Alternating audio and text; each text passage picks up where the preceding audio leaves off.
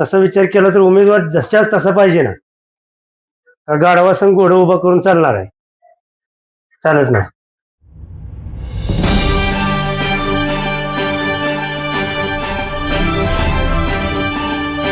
उमेदवार दोन्ही तगडीच आहेत, पण आपण मत देताना कामाचा माणूस बघून मत दिलं पाहिजे. पण आतापर्यंत त्या माणसानं जवळजवळ 70% लोकांच्या डोक्यावर हात आहे त्याचा. कुणाचं नाही काय काम थोडंफार केले.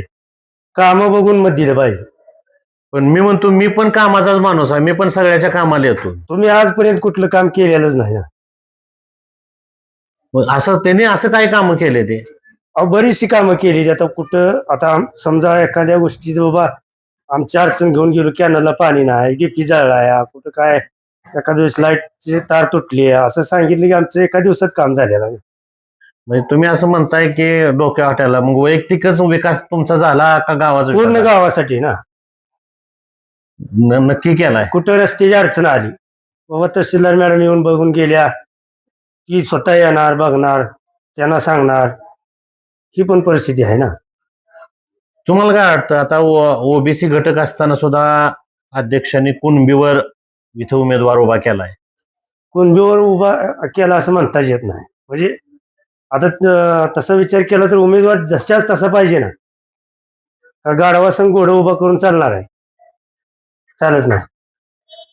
पण आता भाजपचा आता जो उमेदवार आहे, गेल्या पंचायत समितीला पण त्यांची उमेदवारी होती, ते निवडून आलते. त्या काळामध्ये इथं काय विकास झाला नाही का? त्यांनी विकास केला असता तर पुन्हा पार्टी इकडे बदलायचे तिकडे बदलायचे हा विषय घेतलाच नसता. आज बघतोय आज सगळ्या गावांमध्ये विरोधी पक्षाचे उमेदवार इकडे येतात, इकडचे तिकडे जातात. मग उंबरगावमध्ये शिवसेनेचा गट नव्यानं तयार झालेला आहे का? नव्यानं म्हणजे आता जी गट आहे ती नव्यानंच तयार झाला. काय सांगसाल सर्वसाधारणपणे गावाचं म्हणजे उंबरगाव, दडसवाडी आणि इतर परिसराची मिळून एक ग्रामपंचायत आहे. 1700 सर्वसाधारणपणे मतदान आहे. तुम्हाला किती अपेक्षित मतदान आहे त्यातलं? माझा अंदाज सांगतो बरं का, की उंबरगाव मधून 60% मतदान हे शिवसेनेला होणार. बाकीचं काय फक्त उंबरगावचं मतदान किती आहे बाकीच्या वस्त्या वाड्या सोडून? गावातलं निवड मतदान किती मतदान जे आहे ना 1700 काही नाही. सर्वसाधारण उंबरगावचं 600 मतदान आहे. त्यातून कमीत कमी जर पोलिंग झालं 500 तर होणार. तर त्यातनं 500 मधून 260 मतदान ही तर ठरल्याप्रमाणे शिवसेनेला जाणार तर जाणार. आज तानाजी पाटलांचा म्हणजे अध्यक्षांचा मुलगा उभा आहे.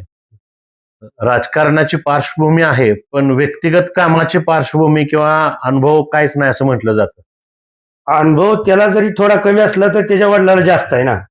आणि आता नवीन पिढीचं कॉम्प्युटर प्रमाणे त्यांची मेमरी चालते. आपल्यात आणि त्यांच्यात जास्त फरक आहे क्वालिटीचा. हे तुम्ही कार्यकर्ते म्हणून सांगताय, परंतु इतर लोक, इतर मतदार पृथ्वीराज पाटलांना मदत करतील का? 100% करणार. कारण त्याचं कसं आहे, आता मुलगा उभा आहे त्यांचा, बरोबर का, पृथ्वीराज पाटील. जी नवीन पिढी आहे ती त्या पिढीत मिसळून जाणारा मुलगा आहे तो. आज नवीन पिढी जर एखाद्या 50 वर्षाच्या 60 वर्षाच्या म्हाताऱ्याबरोबर फिरायला लागली तर ती बरोबर म्हणजे फिरतीत का?